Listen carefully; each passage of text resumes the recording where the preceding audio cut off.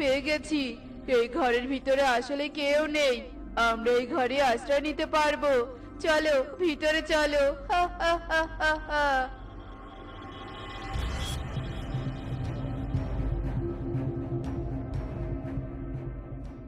কে আছো?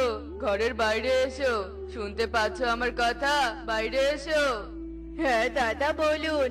আপনাকে তো ঠিক চিনতে পারলাম না। চিনবেন কি করে? আমি নিজেও তো আপনাকে এই বনে কখনো দেখিনি। আপনি কি এই বনে নতুন নাকি?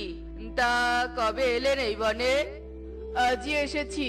আসলে আমি সম্বলহীন অসহায় পাখি তো, ভিটে মাটি কিছুই নেই। তাই এই বনে এসেছি। আর দেখুন কি সৌভাগ্য আমার, এসেই থাকার মতো ঘর পেয়ে গেলাম। আসলেই ভাগ্য ভালো আপনার।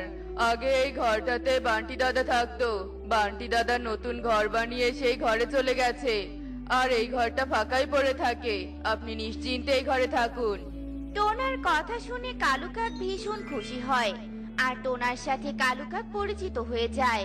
এরপর থেকে কালু কাক টোনাদের বনে বসবাস করতে শুরু করে। আজকাল বনে খুব গরম পড়েছে, তাই না বলো সুখী দিদি? গরমের জ্বালাতে বাইরে খাবার সংগ্রহ করতে